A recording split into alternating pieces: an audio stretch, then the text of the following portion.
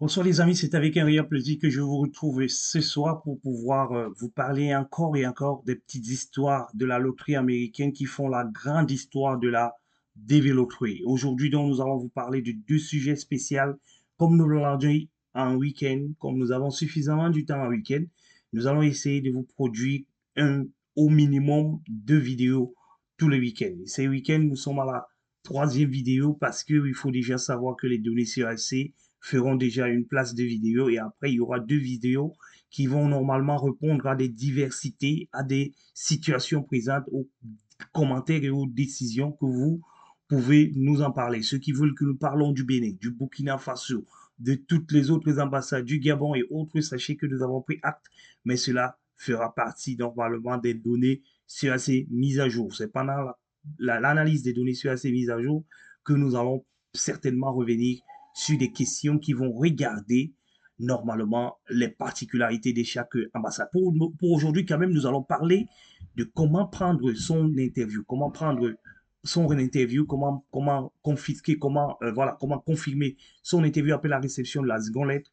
Parce que là, nous avons la base, nous avons eu la base, nous avons essayé de parcourir la base parce que nous ne sommes pas des listes, mais nous avons quand même essayé de parcourir la base pour essayer de vous apporter quelques solutions qui vont vous permettre de connaître et de comprendre un petit peu ce qu'il y a lieu de faire. Nous allons peut-être pas être un petit peu pointu cette fois-ci parce qu'il faut aller très très très rapidement pour donner assez de temps à ceux qui y sont déjà pour pouvoir comprendre comment ça marche pour qu'ils puissent pouvoir avancer. Mais d'ici le début des inscriptions ou alors le début, oui, pas des inscriptions plutôt, de la validation des sélections de la DV 2022, 24, pardon, nous allons revenir beaucoup plus en détail pour permettre à ceux qui sont dans les ambassades où il faut confirmer le rendez-vous de pouvoir passer. Sachez donc qu'il y a quelques ambassades dans lesquelles il faut confirmer les rendez-vous. Ce n'est pas toutes les ambassades qui demandent une confirmation de rendez-vous. Ça, c'est important de le savoir déjà. Le Cameroun est une grande ambassade qui couvre le Congo et qui couvre le Tchad, voilà, et le Cameroun. Il y a également le Sénégal qui couvre beaucoup d'autres ambassades.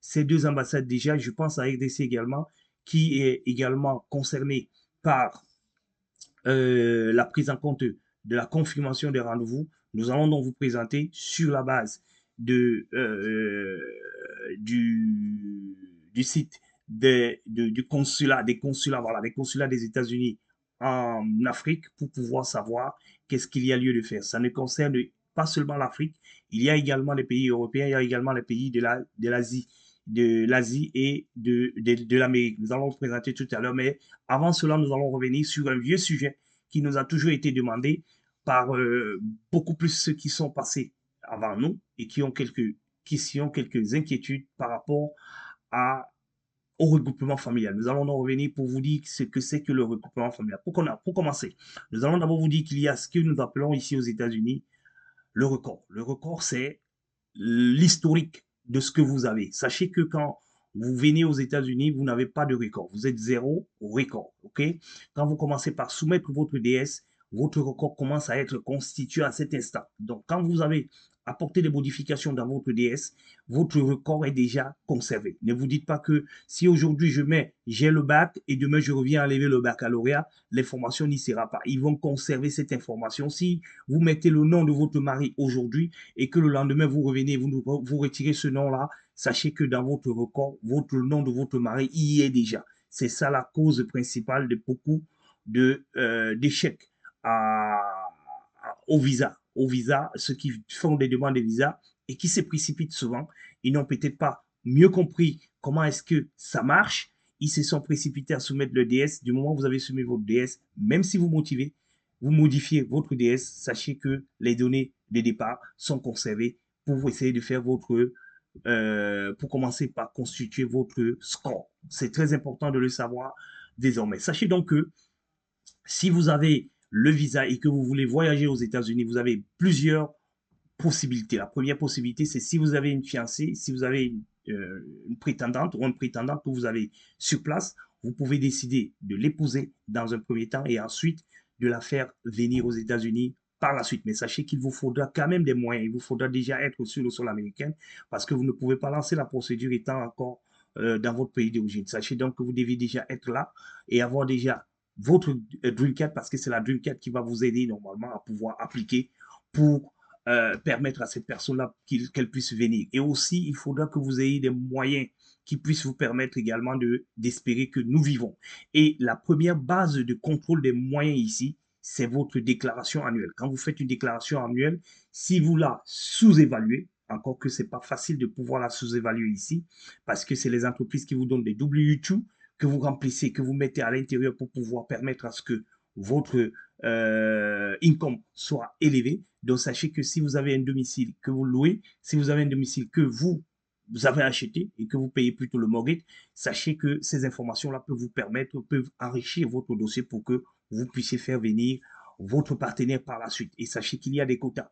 Les quotas que nous avons parlé dans la précédente vidéo, dans les précédentes vidéos, nous avons parlé des quotas que chaque année, que nous avons chaque année, que les, les résidents permanents ont chaque année, que les citoyens ont chaque année pour pouvoir y arriver. Voilà pourquoi beaucoup passent toujours par la voie de l'armée. Parce que quand vous passez par la voie de l'armée, immédiatement, quand vous êtes déjà dans l'armée, vous allez devenir citoyen. Et quand vous êtes devenu citoyen, vous passez en priorité pour pouvoir faire venir vos fiancés. C'est pour ça que beaucoup de personnes qui se sont mariées ou alors qui sont arrivées ici et qui veulent faire venir les leurs, la voie la plus facile, la plus rapide, c'est l'armée. Quand vous entrez dans l'armée, vous pouvez avoir 2 ans, 3 ans maximum pour pouvoir faire venir une personne de votre ici. Mais par contre, même si vous n'êtes pas dans l'armée, sachez que vous pouvez également le faire, mais il faut travailler énormément. Dans l'armée, vous êtes obligé de travailler et vous avez le soutien de l'armée. Dans le privé, vous ne pouvez pas avoir un soutien de l'armée, mais vous pouvez quand même avoir votre soutien financier si jamais vous pouvez le faire. Et ensuite,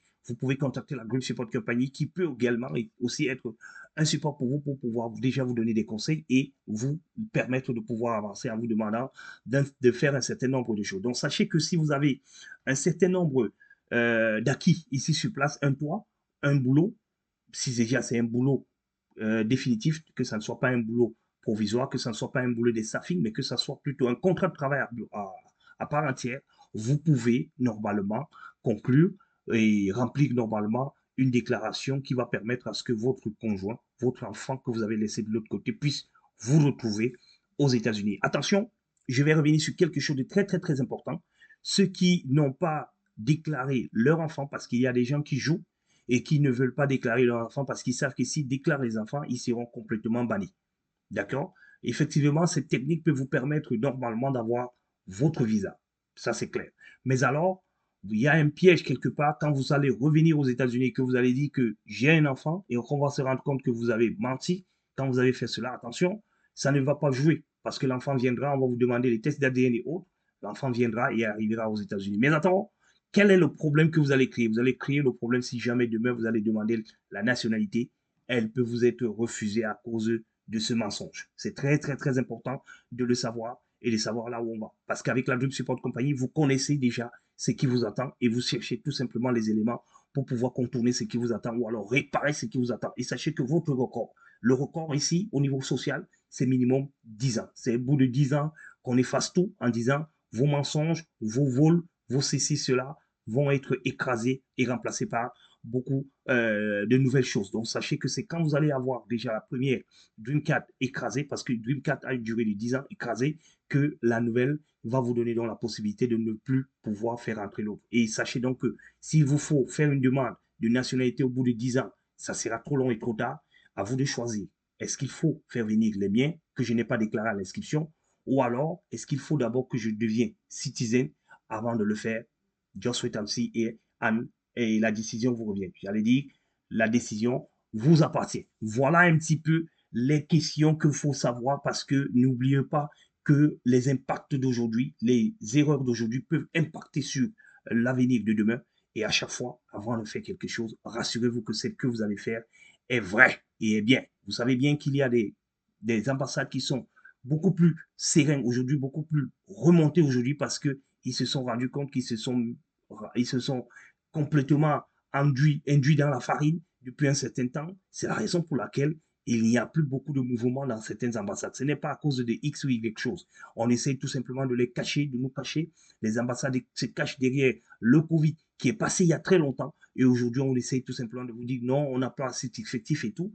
Mais pendant que l'année dernière, il y avait des effectifs, pourquoi ne pas avoir des effectifs aujourd'hui? Tout simplement parce que on se méfie de plus en plus de vous. C'est pour ça qu'il faut faire un maximum d'efforts de garder ces acquis, les amis, parce que ce sont des acquis que vous avez. Si demain ces acquis-là sont rejetés, vous pouvez normalement dire il n'y a plus d'accès, il n'y a plus de possibilité. Mais aujourd'hui, ces acquis sont là.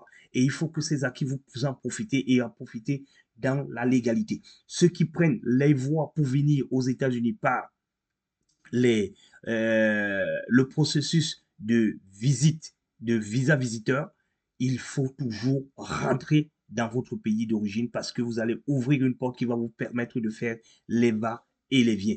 Personne n'est fier d'être chez quelqu'un. Mais quand on arrive chez quelqu'un et qu'on décide de faire la rue, sachez que la rue va vous faire jusqu'à ce que vous auriez les documents ou alors jusqu'à ce que vous auriez une chance qui va se pointer à votre niveau après avoir perdu 5 bonnes années à travailler pour des uns ou alors à traîner sur place. Vous aurez des devises qui vont être sélectionnées le lendemain et qui vont arriver aujourd'hui et qui passeront devant vous. Donc, nous vous conseillons tout simplement, venez par le biais de la visite du visa visiteur et ressortez tout simplement pour que vous ayez carte blanche pour venir à tout moment où vous souhaiterez venir dans ce pays. Voilà les informations que nous tenons à vous donner et vous dire évitez tout cela parce que vous allez fermer les portes pour vous et pour votre génération. Quand je dis génération, pas seulement pour votre génération directe, mais pour toute la génération africaine, toute la génération de votre pays, parce que les ambassades vont commencer à faire comme ceci. Alors qu'à niveau de l'Europe, l'ESTA qui a été signé entre l'Europe et les États-Unis n'a jamais été abrogé, n'a jamais été resserré, tout simplement parce que quand les Européens arrivent par l'ESTA, ils reviennent, ils rentrent dans le pays et vous aussi, qu'est-ce que vous devez faire avant que les stades ne soient installés demain ou après-demain? Et en plus, c'est quelque chose qui peut exciter également à ce qu'on puisse mettre en place la politique, même la politique de visite aux États-Unis pour que vous puissiez venir, vous qui avez des entreprises, vous avez des champs, vous avez des activités de l'autre côté et que vous voulez venir vous reposer par ici, utilisez donc ce canal-là pour pouvoir venir vous reposer et repartir tout simplement. Si vous le faites, les amis, vous aurez carte blanche pour pouvoir entrer dans le pays et pour pouvoir ressortir. Évitons donc de faire ce malin-là pour venir ici commencer à marcher ou alors commencer à vivre comme un petit chat, comme un petit chaton, parce qu'on vous dira qu'aux États-Unis, il n'y aura pas de policiers derrière vous. Mais le système, il est tellement verrouillé au point où vous n'aurez même pas besoin d'un policier pour que vous puissiez ne pas exister. Mais vous-même, vous serez votre propre policier et vous-même, vous n'allez pas vous permettre de vérifier. Et si demain ou après-demain, vous êtes candidat à la DV Loterie, vous ne pouvez même pas profiter de cela parce que votre DV Loterie, vous ne pouvez même plus la passer parce que si vous allez passer une interview dans une ambassade, elle vous sera carrément refusée parce que vous avez été ici pour un congé bien précis, mais vous n'avez pas respecté votre timing pour rentrer. Aussi, si votre épouse, si votre frère ou soeur peut obtenir les documents et qu'il peut venir ici ou alors vous prendre en charge, il est obligé de venir ici d'une autre manière et par là, essayer de jongler pour pouvoir vous faire venir ici. Et pourtant, si vous avez la possibilité d'être patient, de dire, j'ai peut-être les moyens pour y aller, je vais en congé pour découvrir comment ça se passe, je vais revenir, je vais continuer à jouer à la dévéloterie pendant ce temps. Le jour où j'ai la dévéloterie, je mets les charrues dans les bonnes cases et en ce moment-là, je vais me retrouver de l'autre côté. Voilà les amis, le système qu'il faut mettre en place. Nous reviendrons dans les vidéos à venir, j'allais dire dans les années à venir, mais dans les vidéos à venir pour vous expliquer de manière plus précise ce qui vous attend, ce qui nous attend afin que nous ne puissions plus jamais faire cette erreur pour que nous devions construire un meilleur avenir demain pour nous et pour nos enfants. Les amis, excusez-moi pour cette petite introduction longue pour cette première partie. La seconde partie de notre vidéo, normalement, consiste à vous présenter comment prendre rendez-vous quand vous avez déjà eu votre billet et votre seconde lettre et sachez que vous n'êtes pas un non-immigrant parce que les non-immigrants, ce sont ceux dont j'ai parlé dans la première partie, ceux qui font les visas visiteurs. Vous voulez prendre rendez-vous, vous venez ici. Vous voulez normalement ne pas prendre rendez-vous, vous venez ici. Et ici, quand vous venez ici, parce que vous êtes immigrant, parce que vous avez l'ambassade, vous avez, j'allais dire, vous avez été sélectionné à la loterie, c'est ici que ça se passe. Et à partir d'ici, vous avez l'Amérique du Nord. Tout ce qui est Amérique du Nord ici, ils sont là. Le Canada, il est là. Le Brésil, l'Argentine, tous sont ici. L'Équateur et tout. Vous pouvez donc prendre rendez-vous ici. Et il se dit, en attendant que nous ayons les confirmations, que tous les pays qui ne sont pas présents ici, sont des pays où on n'a pas besoin de rendez-vous. Ou alors, il y a une autre base particulière de conservation, de création de rendez-vous. Par exemple, le Togo. Le Togo ne sera pas ici, mais ils ont une base de prise en charge des rendez-vous, mais pas pour pour les immigrants, uniquement pour les non-immigrants. Et la plupart des immigrants, des non-immigrants, je l'ai dit, ont une base de données pour pouvoir prendre des rendez-vous dans les différents consulats. Voilà un petit peu ce qui nous intéresse. Voilà l'Europe, donc ici, Albanie. Et puis ici, partout ici, voilà la France ici. Vous pouvez donc vous pouvez choisir la langue. Hein. Ici, c'est le français, là, c'est l'anglais. En fonction de votre langue que vous voulez normalement remplir le document, vous cliquez sur la langue et elle va s'ouvrir pour vous. Et ici, donc, vous avez le Middle Est. Le Middle Est est là. N'oublions pas également que vous avez l'Irlande. Ici, vous avez le Portugal. Ici, vous avez la Serbie. Ici, ils sont tous là, le Turquie. Et vous descendez beaucoup plus bas. Vous avez donc finalement l'Afrique. L'Afrique, après le Middle East, là, vous avez l'Afrique ici. Et l'Afrique, vous avez donc l'Angola, vous avez le Cameroun, vous avez le Cap-Vert, vous avez la République démocratique, vous avez l'Éthiopie, vous avez le Kenya, vous avez le Rwanda, vous avez le Sénégal, vous avez le Tanzanie, vous avez le Sud-Africa, vous avez l'Uganda et après, enfin, vous avez la Zambie. Voilà les pays où il faut faire la demande de visa en passant par ce lien. Parce qu'il y a d'autres, je le précise très bien, il y a d'autres pays qui demandent où la demande de visa est demandée également, mais qui n'utilisent pas cette base. Parce que cette base, c'est la base qui regroupe normalement tout. Nous allons donc prendre un exemple simple. J'hésite entre le Cameroun et le Sénégal et je vais prendre plutôt le Cameroun. Voilà. Je vais prendre le Cameroun ici en français pour que nous puissions essayer d'aller plus vite. Alors là, les informations de Covid apparaissent en début. Vous devez donc normalement slow down un peu plus bas. Vous slow down un peu plus bas et puis là, vous allez voir ici, consulat, official US Department of State Visa Appointment Service. Donc ici, c'est la prise de rendez-vous normalement. Comme j'ai pris le français, il va donc vous dire ici, bienvenue aux demandeurs de visa immigrants. Immigrants aux États-Unis, il faut faire attention, ce n'est pas visiteur. Les visiteurs, c'est pas par ici. Alors, la première chose que vous devez ici, c'est ouvrir un compte. Vous devez normalement ouvrir un compte si vous n'avez pas de visa. Je vais dire que si vous n'avez pas, comme moi, je n'ai pas de CN, vous ne pouvez pas ouvrir un compte. Vous pouvez vouloir cliquer par ici. Vous pouvez donc créer un compte aujourd'hui et après revenir continuer demain. Et ça, nous le disons encore et encore et encore, les amis. Quand vous avez reçu votre CN, ne vous précipitez pas à faire ceci. Et puis, j'allais peut-être oublier, c'est bien ici. AS, je vais le dire en français pour tout le monde. Alors ici, voilà. ais.usvisa-info.com. Voilà les informations et c'est bien sécurisé. Je vous avais toujours dit quand il y a le cadenas ici, ça veut dire que c'est un site sécurisé. Vous n'avez pas peur, vous ne devez pas avoir peur de pouvoir y accéder. Inscrivez la date et l'heure de votre rendez-vous consulaire pour le visa immigrant ou faites une demande auprès des services de support pour les résidents revenant sur le territoire. Voilà donc en fonction, en fait, et ici, il y a donc les gens aussi qui voyagent. Moi qui suis résident permanent et que je veux rentrer dans mon pays d'origine, je peux normalement créer un compte ici pour faire une demande de visa pour aller là-bas, par exemple, pour un certain nombre d'informations. Donc ça ne concerne pas seulement. Mais ça, je suis également un immigrant. Je ne suis pas un non-immigrant, mais je suis un immigrant. Si je veux rentrer dans un pays comme le Cameroun, par exemple, je suis appelé à pouvoir créer un compte ici. Ici, donc, vérifiez et gérez votre rendez-vous consulaire pour le visa immigrant. Donc ici, c'est là où, quand vous avez déjà un compte, vous pouvez venir ici. Mais tant que vous n'avez pas un compte, vous ne pouvez pas aller dans continuer. Ici, donc, vous pouvez cliquer ici, vous cliquez sur la flèche à vous de décider. Alors, quand vous descendez ici, vous avez veillé sélectionner la situation qui vous correspond. Alors, quelle est la situation qui vous correspond le plus? Alors, j'ai reçu une lettre pour un rendez-vous consulaire au Centre national de visa NVC. Bon, c'est NVC hein, normalement, CNV ici, c'est en français.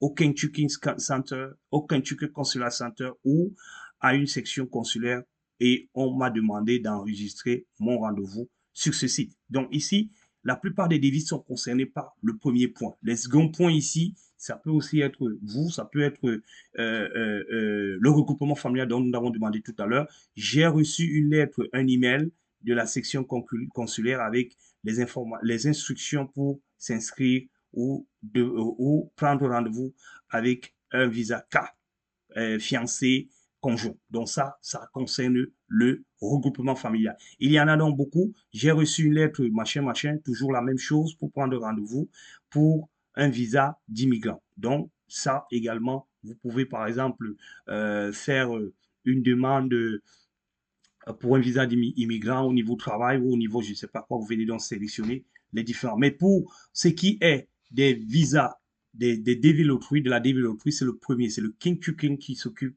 des devis loteries. Alors quand vous avez donc pointé celui-là, vous venez ici au niveau du continu, quand vous allez enregistrer ici au niveau du continu, normalement vous avez toujours les mêmes questions sur le truc qui arrive ici. Vous mettez donc votre premier nom ici, c'est bien précisé. Exemple, Joan Miguel. Joan Miguel, vous pouvez, si vous avez deux prénoms, vous pouvez donc mettre votre nom. Attention, regardez, utilisez toujours votre première, lettre de, votre lettre de convocation à l'interview, voilà, votre seconde lettre, comme nous l'avons l'habitude de le dire, pour pouvoir enregistrer. Vous enregistrez donc vos deux ou vos trois premières lettres, ici, premiers prénoms que vous avez dans votre lettre. Ici, vous mettez votre nom de famille. Ici, on nous met par exemple Fernandez.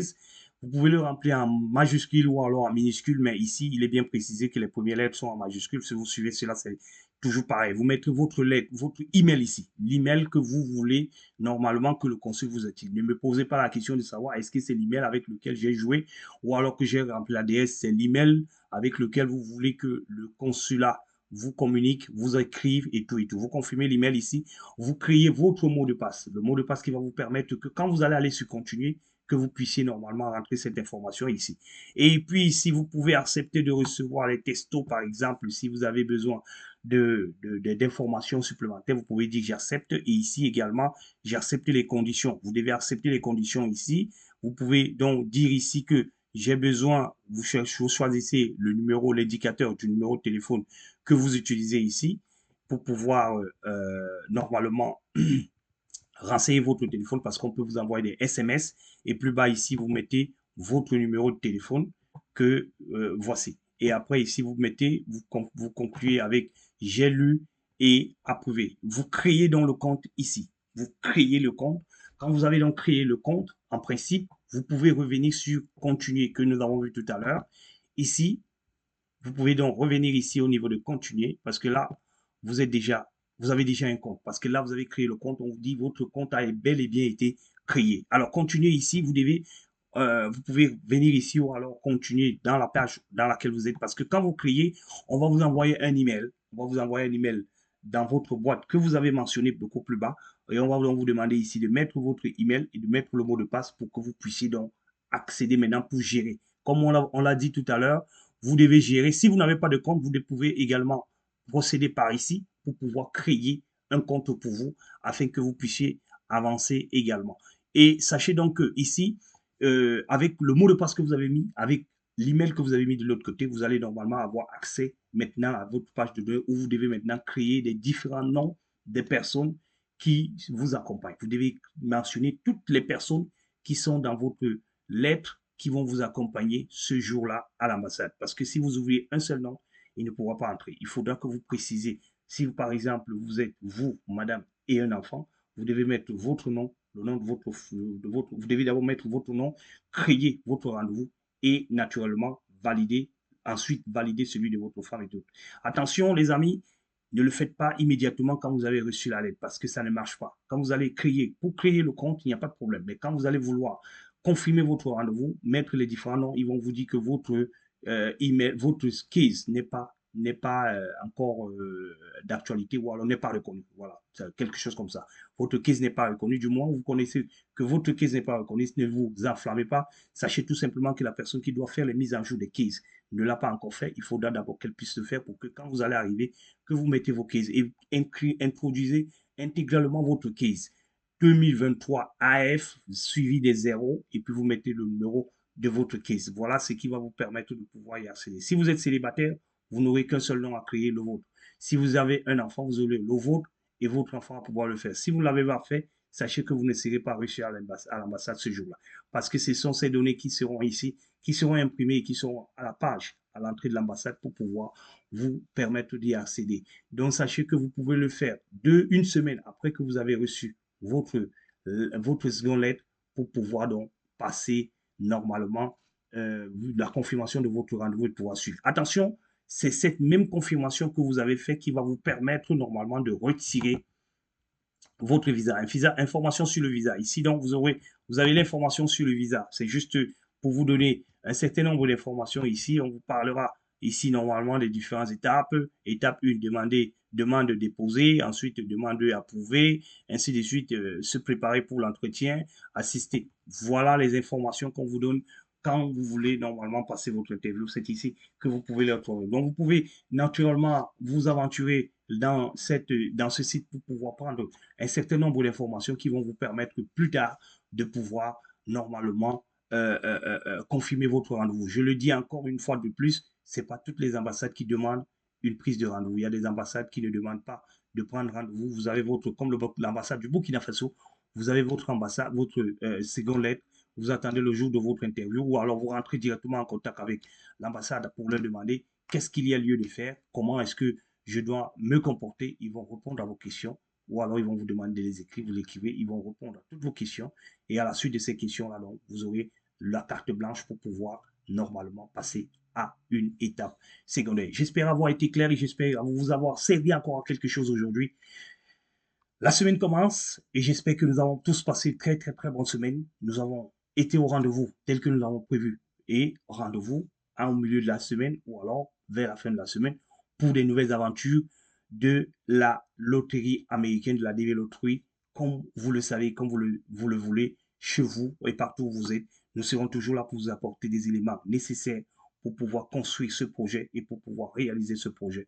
Et ensuite, pour que vous puissiez être grand. Et après, que vous puissiez être intelligent pour, mon ami, ma camarade, vous me comprenez très bien, pour pouvoir rentrer en Afrique pour permettre à l'Afrique de développer ou alors rentrer en Europe pour permettre à l'Europe de développer des compétences. Voilà un petit peu, les amis, ce que j'ai préparé pour vous aujourd'hui. J'espère vous avoir été utile. Et sur ce, je vous dis, les amis, n'oublions pas surtout, nul n'a le droit d'être heureux tout seul. Bonsoir.